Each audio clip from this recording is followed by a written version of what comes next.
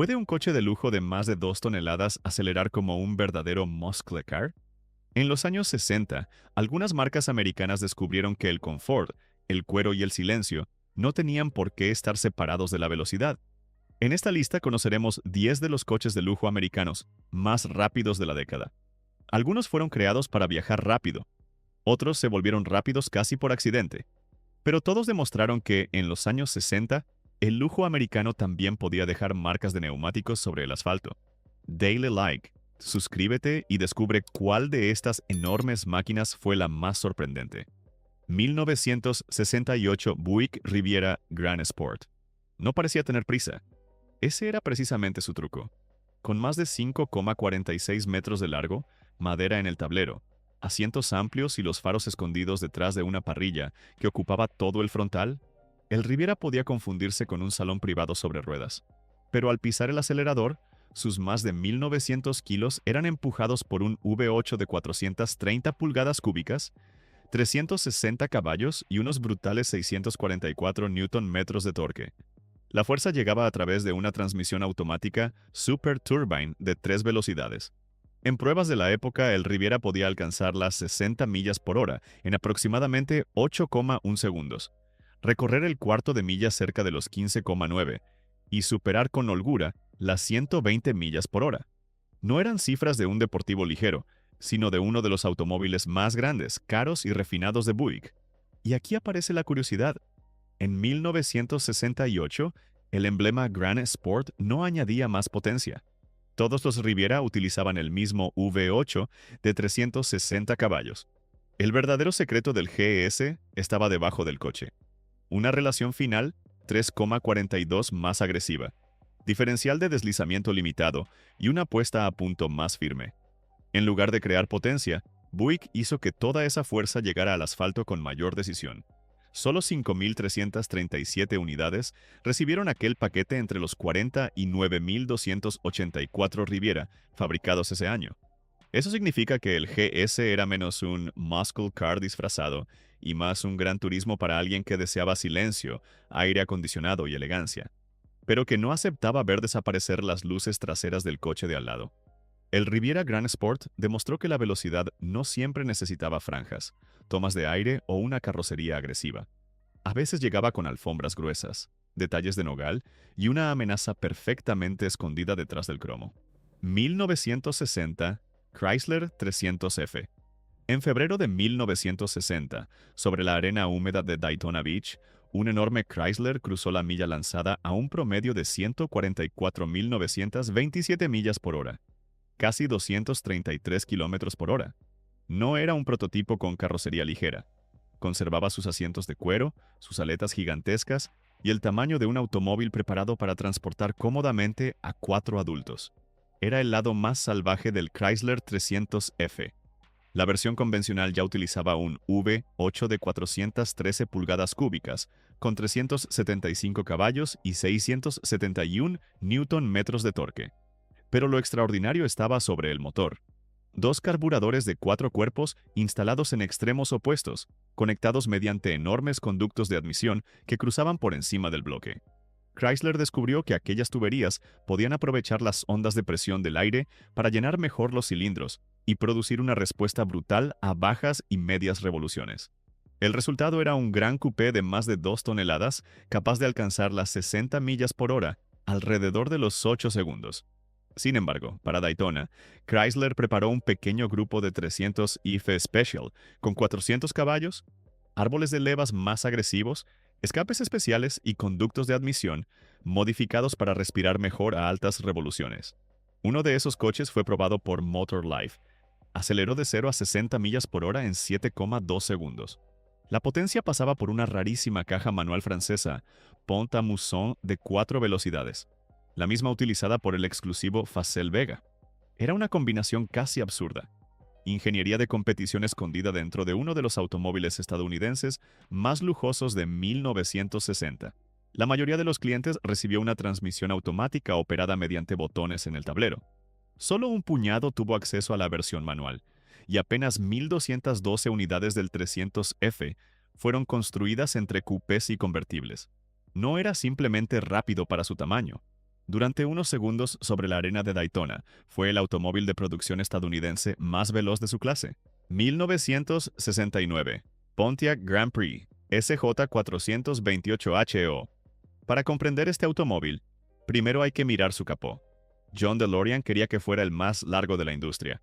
Una enorme extensión de metal que hacía parecer al conductor sentado casi sobre el eje trasero. Detrás, el habitáculo abandonaba la disposición tradicional. Instrumentos, interruptores y controles envolvían al conductor como en la cabina de un avión. Pontiac no intentaba construir otro GTO. Buscaba algo más ambicioso. Un muscle car que pudiera entrar al estacionamiento de un club privado sin perder la elegancia. La versión SJ ya incluía un Avey 8428 de 370 caballos, frenos delanteros de disco, eje trasero reforzado y suspensión con nivelación automática. Pero por apenas $119 adicionales podía instalarse el 428 High Output. Mayor compresión, árbol de levas más agresivo, colectores de escape de alto flujo y 390 caballos. Con una transmisión manual de 4 velocidades y una relación trasera 3,90, este enorme coupé podía acelerar de 0 a 60 millas por hora en aproximadamente 6,8 segundos y completar el cuarto de milla cerca de los 14,5. Era suficiente para perseguir a un GTO, aunque su conductor viajara rodeado de asientos acolchados, madera, dirección asistida y neumáticos de banda blanca. La rareza también era extrema. Pontiac fabricó 112.486 Grand Prix en 1969, pero solamente 1.105 recibieron el motor 428 AEO. De ellos, 986 utilizaron la automática Turbo 400, dejando apenas 119 ejemplares H o con alguna transmisión manual. Incluso los nombres contaban una historia. DeLorean llamó J al modelo básico y SJ al superior como homenaje a los legendarios Duesenberg, símbolos americanos de lujo y velocidad antes de la guerra. Ahora dime, ¿elegirías este Grand Prix para competir contra un GTO o preferirías el muscle car más ligero? Déjame tu elección en los comentarios. 1968 Cadillac Eldorado. Imagine detenerte frente a un semáforo al volante de un Cadillac de 5,61 metros, con más de 2 toneladas, asientos eléctricos y una cabina aislada del exterior. A tu lado aparece un automóvil mucho más pequeño. La luz cambia, y el Cadillac es el primero en desaparecer.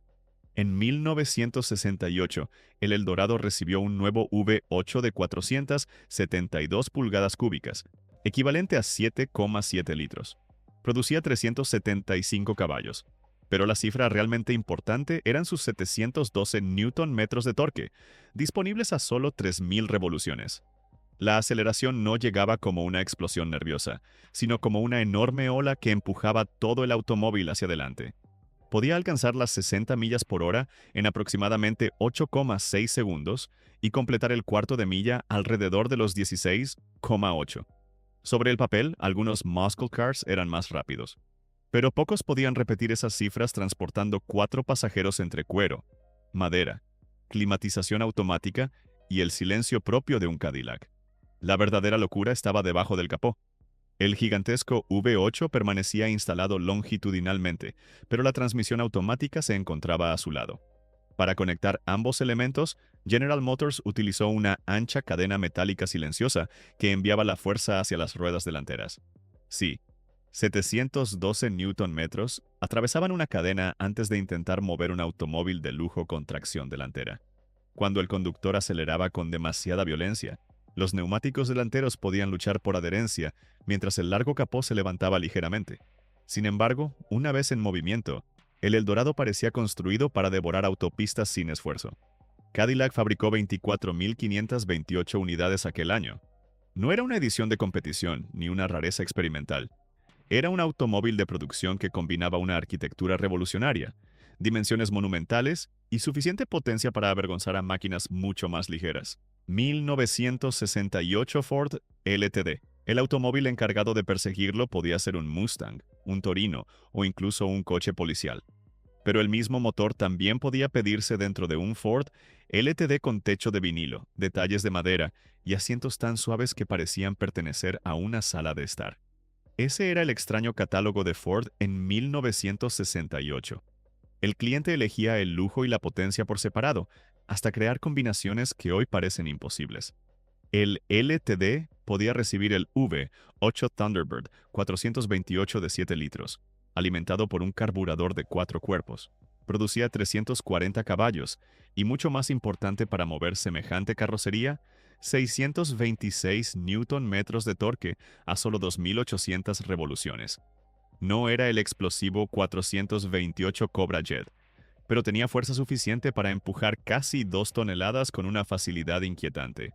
En una prueba de Motor Trend, un LTD automático aceleró de 0 a 60 millas por hora en 9,3 segundos y recorrió el cuarto de milla en 16,8.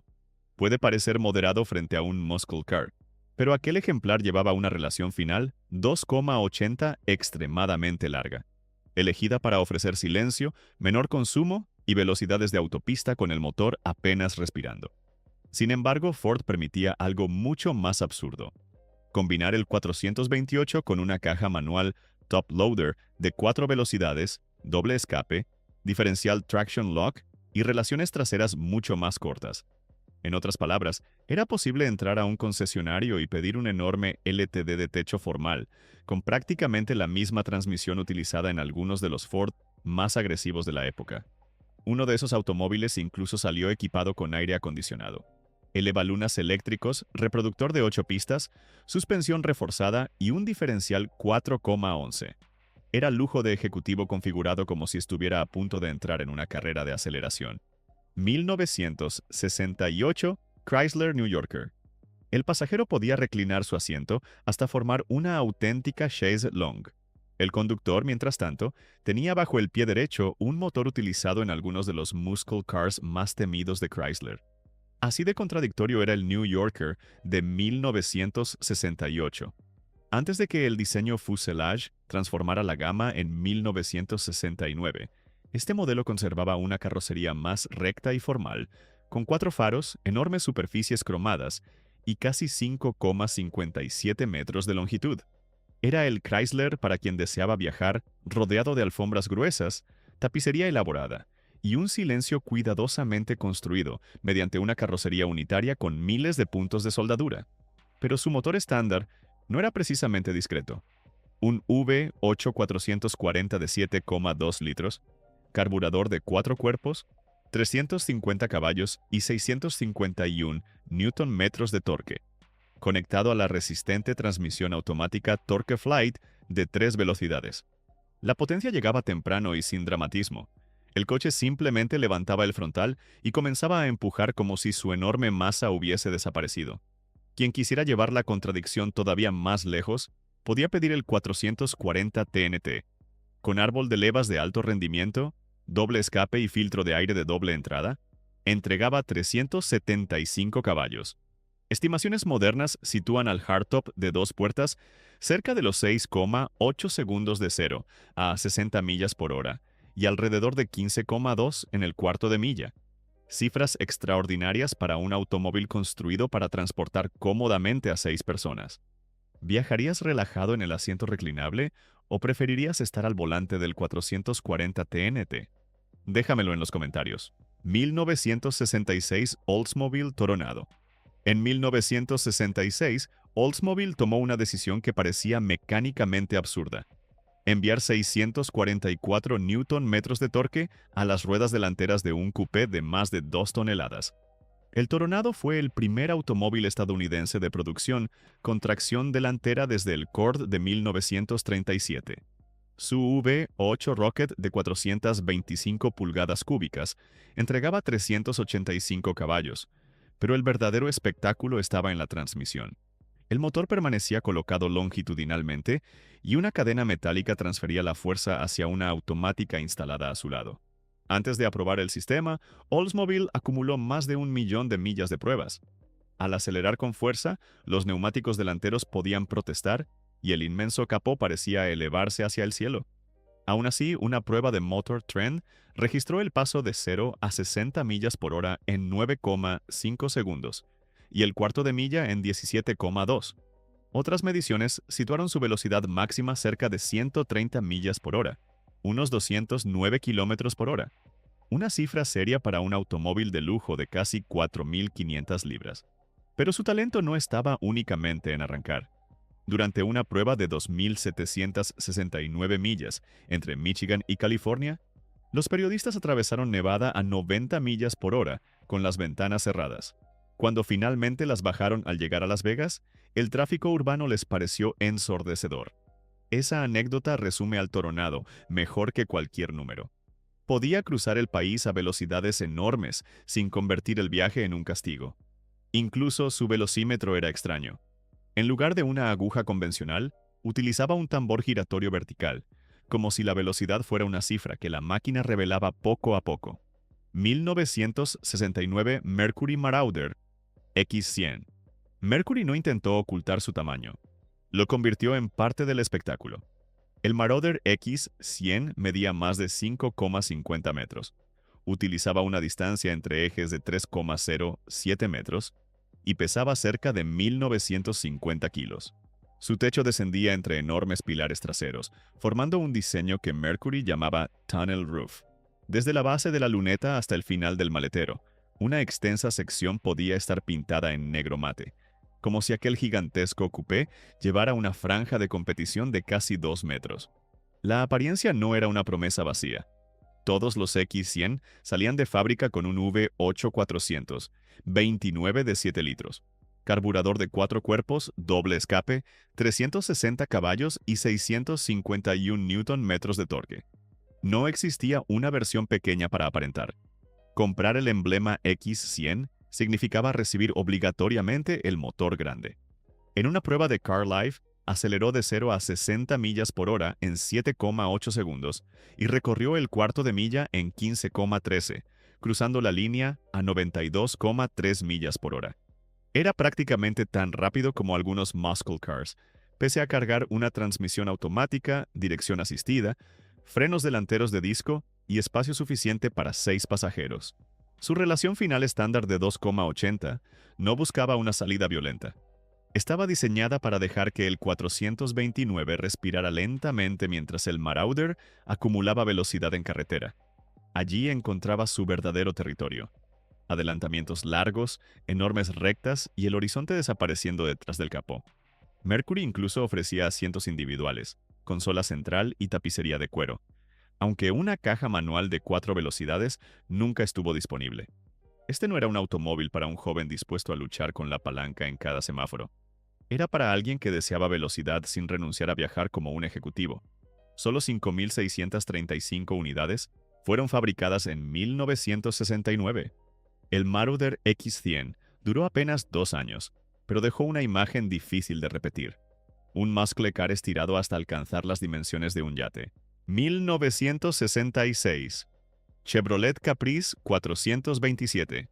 En el concesionario, el Caprice aparecía como la respuesta de Chevrolet a los automóviles de precio superior. Tenía asientos profundamente acolchados, detalles que imitaban nogal, techo formal y una suspensión ajustada para viajar con suavidad. Sin embargo, unas páginas más adelante en el catálogo, el comprador encontraba una casilla capaz de arruinar toda aquella tranquilidad. Turbojet 427. El V8 de 7 litros desarrollaba 390 caballos y 637 Nm de torque. Podía combinarse con la automática Turbo e-Dramatic, pero también con una caja manual completamente sincronizada de 4 velocidades. Así nacía una configuración casi surrealista.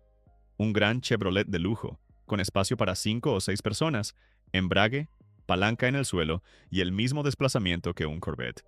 En el Custom Coupe, el conjunto pesaba alrededor de 1.830 kilos. No existe una prueba de época definitiva para cada combinación, pero las simulaciones basadas en sus relaciones y especificaciones estiman cerca de 6 segundos de 0 a 60 millas por hora y aproximadamente 14,6 en el cuarto de milla para un 427 manual bien configurado. Era territorio de auténticos muscle cars. Curiosamente, Chevrolet marcó un límite. El brutal 427 de 425 caballos podía instalarse en otros modelos grandes de la marca, pero el propio catálogo indicaba que no estaba disponible en el Caprice. Incluso Detroit parecía pensar que 390 caballos ya eran suficientes para un automóvil con molduras elegantes y luces interiores en las 4 puertas. Aún así, podían añadirse diferencial Posi Traction, suspensión reforzada, asientos estrato individuales, consola y tacómetro. Visto desde fuera, seguía pareciendo el coche de un abogado camino a su oficina. Desde el asiento del conductor, cada cambio de marcha podía convertirlo en uno de los sleepers más inquietantes de 1966. 1966. Ford Thunderbird 428. En 1966, Ford presentaba conducir un Thunderbird casi como pilotar un avión. El conductor tenía controles de velocidad en el volante, un panel sobre su cabeza con alertas de combustible, puertas y cinturones, además de un estéreo de cartuchos capaz de llenar el habitáculo de música durante más de una hora. Pero aquel avión de carretera acababa de recibir un motor mucho más serio.